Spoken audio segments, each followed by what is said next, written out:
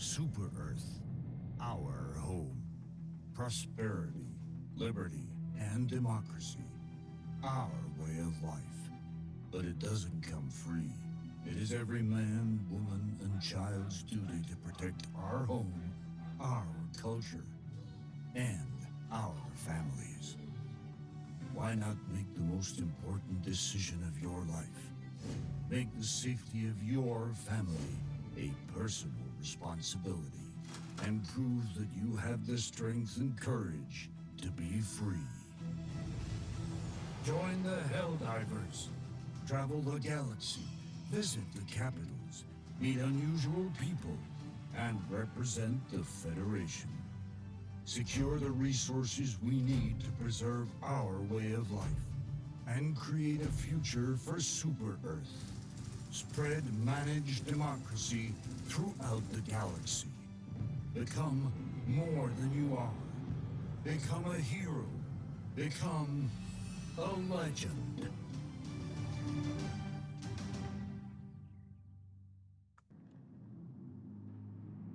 Firing for effect. Affirmative.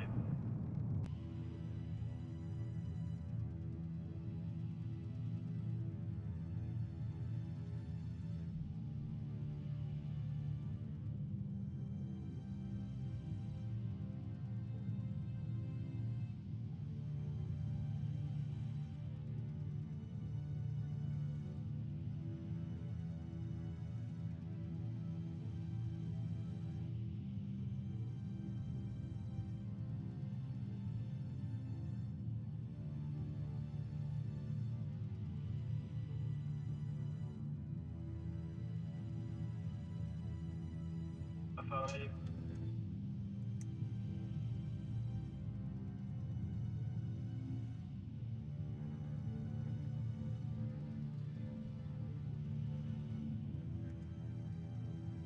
What is up, everybody? Welcome back to the second episode of the Helldivers gameplay and strategy tutorial. I'm your host, Shinobi13. Thank you for being here today. We are going to jump into things a little bit differently than we did last time. Last week's video was an hour and 10 minutes long. It was thorough. It covered everything, but it was lengthy, and it jumped around to a bunch of stuff and threw a ton of information at you. So I wanted to break things down a bit better with some visuals this time for new players, because that's mainly what this is geared towards. Getting new players involved in the game. Hopefully we'll get a Helldivers 2 at some point. And just to recap very briefly on last episode, the essence of this game is that it's basically like playing Starship Troopers if you are familiar with that genre and franchise. Check it out if you are not. That'll give you an overview. But basically, we are spacebound and we are fighting hostile alien races, one of them being giant bugs. So there's a lot of correlation there. As you saw in the intro video, there's a ton of propaganda. It's just fun. It's part of the I guess that little je ne sais quoi that the game has. It just makes it that much more fun to play. So let's jump into things here. We're going to cover the four main sections that we have on your bridge. We're not going to get into any gameplay. Spoiler, sorry about that. But let's switch over screens here, and we are going to check a few things out. All right. Now I'm thumbnailed up in the corner there. So as you can see, there's my avatar right there running around in circles. Yeah. So we're going to cover the four main sections. That is going to be the Galactic Campaign, or the map. Also next to that, you have your Hell Pods. That's what you enter to actually start your mission. You then have the Armory, which controls all your upgrades for anything in the game that can be upgraded. Weapons, perks. It also allows for character customization and stratagem upgrades as well. Down below that and to the right, we have multiplayer. That's pretty self-explanatory, so I'm going to cover that briefly on this towards the end of the video. And then even briefer still, we'll look at the encyclopedia, which will give you all the information that you need to know about the game and includes helpful tips and tricks to uncover enemy strengths, weaknesses, Helldiver strengths and weaknesses, and formulate your strategy going forward. So we're going to switch over to some visuals, drop the music here, and I will be right back with you momentarily.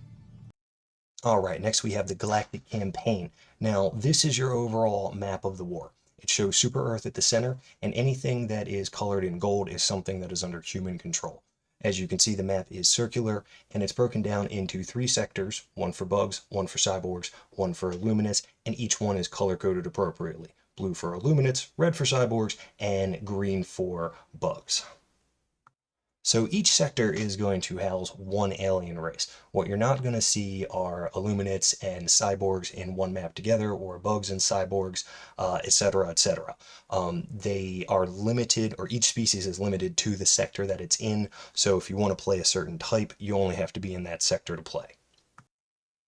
Now, regions are within each sector. Those are the specific geometric shapes you see there that are blocked out and have a specific name to them. They, again, are color-coded, so whichever race is in control of that region within a sector, it will be appropriately color-coded to show who. Again, gold shows everything that is controlled by humans and Super Earth, so we want to make sure that expands, because, again, this is war. The whole point is to try to defeat these enemies in each of their sectors, drive them back to their homeworld, and then conquer them on their homeworld, so that once you do, they are eliminated from the war entirely, and you can focus on the 2 remaining hostile races. Now, within each region, you're going to have planets, and each planet has missions, they number from 1 to 3, that Helldivers need to complete to conquer the planet. When you conquer the planet, you then get influence, which is the main thrust of the game. The more influence you get within a region, the quicker you get to conquering that region and moving one step closer towards the enemy homeworld. Vice versa, if you don't get enough influence in that region and you lose all of it, then the enemies encroach further into Super Earth territory, and then we have to retake those regions.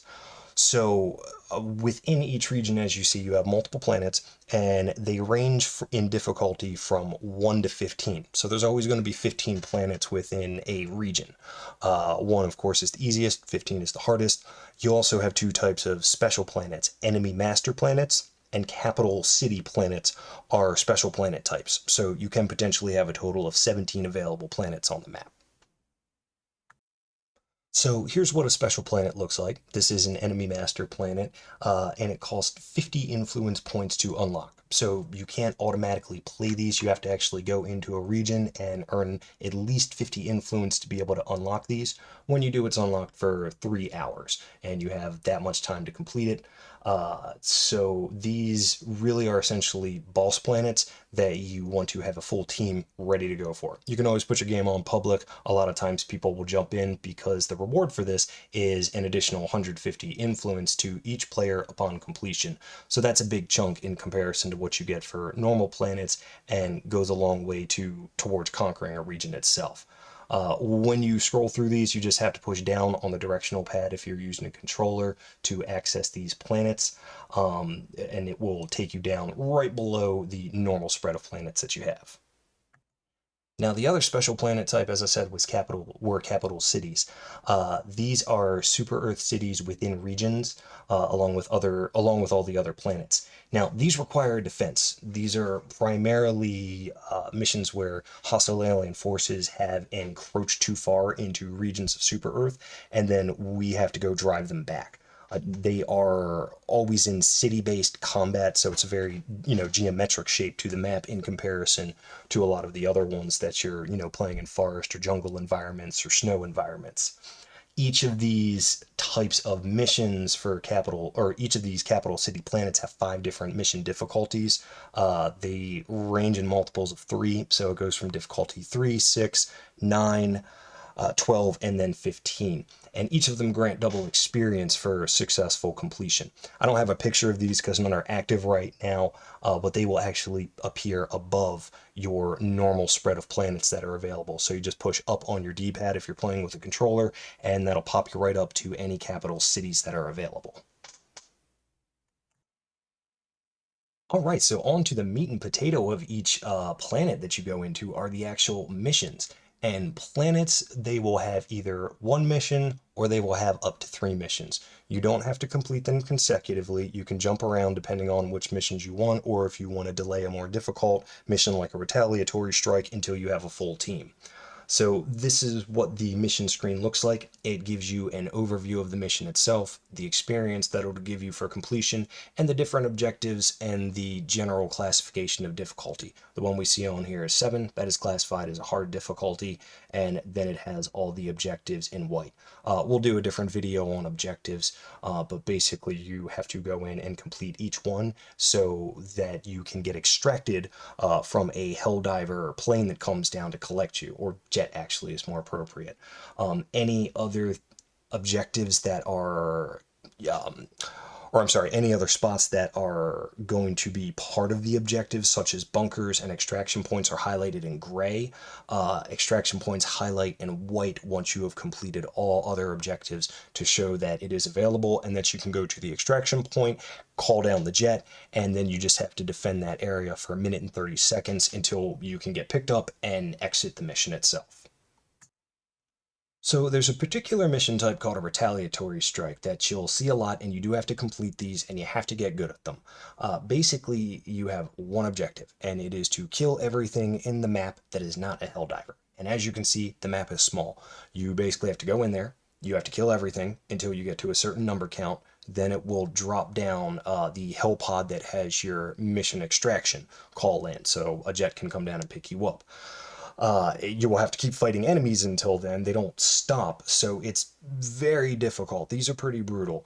In comparison to regular missions, these are at an extra level of difficulty. For example, if you were playing a level 4, which is the easiest of the medium difficulty planets, 4, 5, and 6 level difficulties are considered medium difficulty. But a level 4, when you're running objectives on a normal mission, is significantly easier than doing a level 4 retaliatory strike, especially if you're playing by yourself, because it is just an onslaught of enemies. So keep that in mind. That's something that you should have a full team for until you become a veteran player, unlock a lot of perks, different stratagems, upgrade those so that you're more effective, and then you can start running the lower level retaliatory strikes by yourself. This is just a little closer up shot of what it looks like. You can see that's a level 9. There's 300 enemies. At most you will have to defeat 450 for a level 15, and at the very least it is 180 enemies or 175, one or the other, for a level 4 retaliatory strike. Alright, here's more of the fun part. We get to get into your character design as well as the weapons, your stratagems, aka your colons, and then the perks. This is all the stuff that allows you to kill things within the game, so this is going to be a meat and potatoes section right here. When you go to the armory, which is where all this is located, it's where you can upgrade everything, change your character profiles, and basically where you'll use all your research points that you collect throughout the game to upgrade those. Any upgrades do cost a certain amount of research points, and they will describe those when you are actually on the item itself. So your profile is where it starts at, and that's just your basic character profile. Pretty self-explanatory. This allows for your armor customization and gender selection. Just note that gender selection is only limited to male and female, but only affects the character's voice. It just does not change their physique, the gameplay, anything else like that. Armor selection are solely cosmetic. It does not enhance or detract from gameplay, but it is worth noting that for a game that solely focuses on missions where you're going into basically seek and destroy and defend things and just complete objectives, that it gives you a pretty wide range of character customization so that everybody can be a little bit unique when you jump into a mission. So part of the fun of this. So as I noted, this is a place that you spend your research points. Everything that is in the armory, except for your profile, is something that you can spend research points on. And research points are obtained from collecting samples during missions. And samples are gold-colored, glowing pieces that can be found throughout the mission maps. And the harder the level difficulty, the more samples can be found. So for every 10 samples you collect, you gain 1 research point. 1 research point goes towards upgrading an item. Most things cost anywhere between 1 to 4 research points. I think there's one item that does cost 5, but I think it's only 1. So you do have to collect a lot to upgrade everything, because there are a ton of weapons and stratagems in this game. You also do get 1 research point every time your character moves up to the next level in experience. As you can see, my character is a level 30. Once I move up to level level 31, it will give me an additional research point. So there's a total of 50 extra that you can get just from leveling up throughout it. But also of note, by the time you get to, depending on how you play the game, but right around level 30, 34, that's when I've noticed most people stop needing research points because they have actually upgraded everything in the game. So you will get a surplus. So spend them early. Don't be worried about hoarding them. Try to upgrade things as quick as possible to make yourself more effective and more deadly at gameplay. Now here's something of note for rookie players. There is a call down option or stratagem called the Humblebee UAV drone, and it locates samples on the map. This one is essential for locating all the samples on your higher level difficulties. There can be upwards of 20 samples on a map, anywhere from I think 12 through 15. So to find all of them and navigate the dangers with enemies as well is pretty difficult without having the Humblebee with you. So just wanted to give you that heads up right there. It'll make things a lot easier going forward. So weapons are the next section of the armory, right next to your profile, and basically the only thing that weapons cover are your primary weapons, and there's only one that you can bring per game. So play around with these, find what you are most comfortable with. Some alien races you will prefer laser weapons, some you will prefer, long range. So get comfortable with it, a few different things. The game will start you out with the Liberator, which is an all-around assault rifle. That one, definitely upgrade that first because that will be a staple of gameplay. My personal favorite are the laser weapons because they don't technically run out of ammo. As long as you don't let them overheat, you don't have to reload them. If they do overheat, you basically have to hit the reload function so that it replaces the core, and then you can start firing again. But if you're judicious with your play and how you handle your trigger for this one, you can make one magazine effectively last an entire map.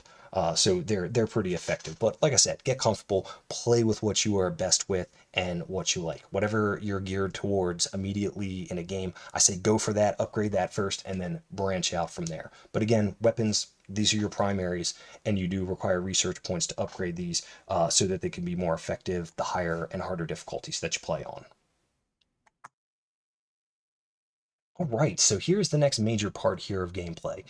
These are your stratagems in the army. And think of stratagems basically as secondary items such as weapons, vehicles, ordnance, support gear, and anything else that can be used to enhance Helldiver effectiveness. There's four main categories. What we see right now is blue, which is supply. You also have defensive, which are green, offensive, which are red, and all offensive are strictly ordnance, so these don't come down in hell pods, they come down as explosions, so don't get hit by them. And then you have special, and those are the gold colored ones. Those will automatically be applied to your call down options. You do not have to ever equip those on your loadout screen. The game will give you the one that is, or the ones that are appropriate for the mission. So one thing that you don't have to think about, but you do need to know how to use, especially the reinforced call down. That one specifically will bring in your colleagues and yourself back into the game if anybody gets killed. So that's one to burn into your brain. And here's a quick look at the defensive stratagems where that starts out with. A lot of these things, because they are defensive, they're stationary. There's a lot of turrets in here to a good degree. So it's to play around with those as well. Turrets are good in the beginning of the game. As you get better, you'll probably start to wean off of turrets, but they are pretty essential for gameplay, especially when you get into ret strikes early on. So we will close that one down and take a look at the offensive real quick. And stratagems are also referred to as call downs within the, or call ins within the Helldiver community. So those are just synonymous terms. And then last but not least, that's just a brief look at the special ones. So there's, anything that's going to be appropriate to the mission will be automatically included. You always get the reinforce option. That again is to call yourself or your teammates back in as needed. You also have a nuclear hell bomb. Anything that really needs to be destroyed within a game, such as Bug's Nest, that's what it'll give you for. So you don't always get it. There is another SOS option. down there at the bottom. That's if you're playing on friends mode or in private for your settings and you want to open it up to public. Like if you're getting swarmed by enemies, you don't have to pause your game to go into the menu because the game itself doesn't pause. It just brings up your settings menu.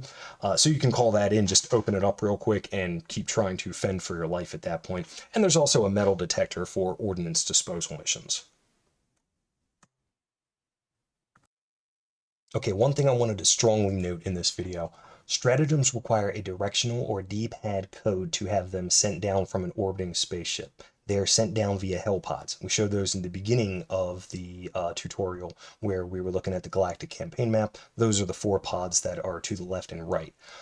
With the exception of offensive stratagems, since they are primarily heavy ordnance, those are going to come in as explosions. So red ones do not come down in hellpods. They come down and go boom, so don't get hit by them. Don't get hit by stratagems when they come in at all, because even the ones in the hellpods, they will kill you if you get hit by them. They will kill your teammates.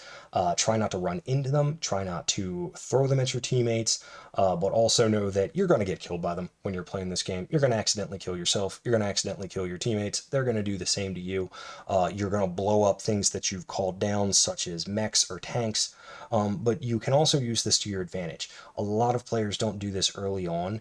When you call in your hell pods, you can throw them at any other enemy in the game, and if it hits the enemy, it'll kill them. That includes your most basic of patrols to your heavily armored tanks for any alien species. So remember that these things are just as effective as dropping down heavy ordnance on an enemy, so use that to your advantage. Also, one thing that people don't do a lot, I don't see them doing this until they get into like the mid-teens or early 20s. You can use your stratagems even when your character gets knocked down. We'll see that in gameplay in some of the other videos, but if you are the last person standing and you get knocked down and you're trying to get back up, all your other teammates are dead, you can bring up your stratagem menu. You can call in your reinforce if it's available, if it hasn't, run out of its cooldown time. But you can still call people back in, throw down ordnance, whatever you need to do when you're knocked down. So keep that in mind for new players. That's going to be an essential skill to have when you're going forward in the game and you're in terrifying in the clutch moments with a team. All right, last but not least in the armory is going to be the perks section. And the perks, like your primary weapons, you're only going to be allowed to choose 1 per loadout, and each of them have their place within the game. One of my personal favorites is the cardio accelerator, which we see on this screen because it makes you run much faster than normal speed. And when you're playing solo missions and trying to be stealthy and get away from patrols as quick as possible, that is one of the best to have. Some of them do come with the DLC or downloadable content for this game, such as the all-terrain boots, and those are almost essential for snow levels. Your characters are going to run very, very slow through snow if you don't have those, as well as water.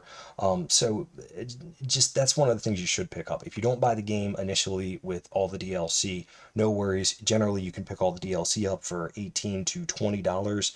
I would recommend buying it all at once or just buying it with the game all at once. You're going to save anywhere between $18 to $20 that way.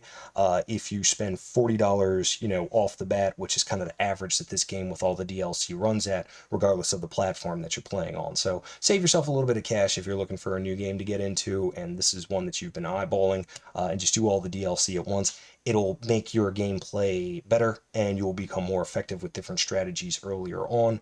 And you won't get to a certain point in the game where it's like, oh man, these snow levels at higher difficulties are so difficult because my character's slow. If only I had something, then you'll get in there and you'll piecemeal out all the DLC. You'll spend too much money. It's not worth it that way. So take a tip from somebody who's already done the math on it. All right, the next to last section here is going to be the multiplayer section. Basically, this shows up just like the Galactic Campaign, and multiplayer, regardless of whether your individual settings are set on public, friends, or private, you will have access to public games. Anything that shows up here, you can jump into, and it'll give you an overview of the map, the objectives, where the current team is at objective-wise, what they've completed, it'll be checked off, and it'll also show you the overall mission time. So just like you would see in any other mission map to describe it, you'll get all that information right up front.